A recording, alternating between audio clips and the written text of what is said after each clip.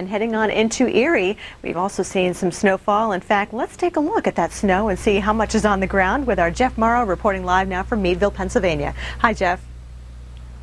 Well, good morning, Kelly. And indeed, we've gotten our, I guess, your first significant snow of the season. This is just a precursor to what, of course, will probably be a snowy winter. Last year in Erie, Pennsylvania, we had the snowiest winter on record with some almost 150 inches for the whole season, 2000-2001.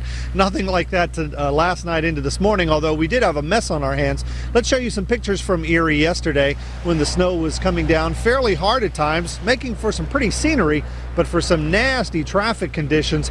Yeah, you had to get out the old ice scraper and brush off the car. Even the interstates, which of course are most traveled, did have some slush and some snow on them. And as we were driving north out of Pittsburgh yesterday to come up into this area, we did run past a number of accidents.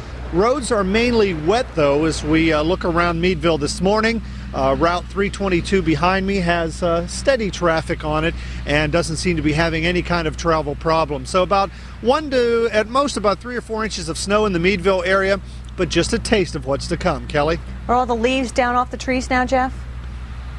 There's still a little bit of color here, Kelly. Not a lot. It's past prime, but I think 1 or 2 more storms like this, and that's going to be it for the leaves. You're right. The wind and the snow, of course, taking its toll. Thank you very much, Jeff. We'll be checking back with you in the next hour or so. And the precipitation forecast not calling for a lot of snow today, mainly about a coating to a couple of inches in some parts of northwestern Pennsylvania, as well as the lee shore of Lake Ontario. The winds are still out there. They're gusting to 24 miles per hour near Erie and also 26-mile-per-hour winds in Cleveland, where your actual temperature is 39, but of course you factor in the wind. Feels more like 18 degrees out there. So bundle up across the Northeast. Here's a look at your forecast. We are looking at cooler than average temperatures today. And again, that lake effect snow will likely continue just off of Lakes Erie and Ontario, even on into northern New England. Wouldn't be surprised to see some rain or snow depending on your exact temperature and elevation. They will persist right through this evening, and then otherwise tomorrow morning looks quiet but cold here in the Northeast. How about the Southeast? Here's Mark.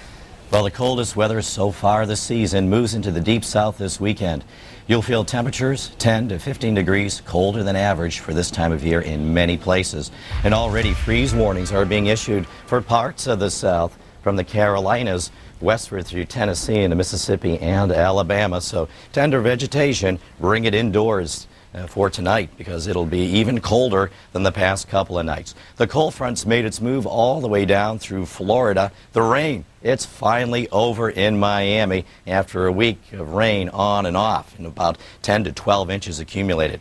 Notice across most of the south, we're looking at a beautiful morning, and with that dry air in place, look at the dew points. They are in the 20s, looking more like a winter scenario. Temperatures, with that dry air coming in, continue to cool from the Carolinas right down through Florida. So as we take a look at the numbers for you, we're in the 30s in Atlanta and Raleigh, westward to Nashville and Tennessee, cool 40s all the way down to the Gulf Coast and over towards Jacksonville, Florida. Factoring a breeze, wind chills make it feel like the upper 20s and low 30s from the Tennessee Valley into North Georgia. At least there'll be a lot of sunshine out there today. That'll be the saving grace, but still, with all that sun, a very cool day across the south, even down through the Florida Peninsula. And if you're outdoors today, looks like a great day to check on the fall foliage in the Tennessee Valley to the North Georgia mountains. So let's check on that forecast for you.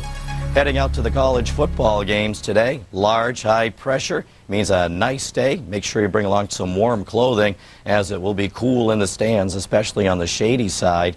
Notice by tomorrow morning that high continues to dominate, and there's our feature city, Miami, drying out and cooling down here too. Kelly? And in the Midwest, we're going to be dealing with still some of that lake effect snow. Lake Superior and Lake Michigan still providing us with a little bit of snowfall out there around Marquette, where our visibility is down to 3/4 of a mile. Good news, though, the lake effect snow advisory that was in effect has now been discontinued.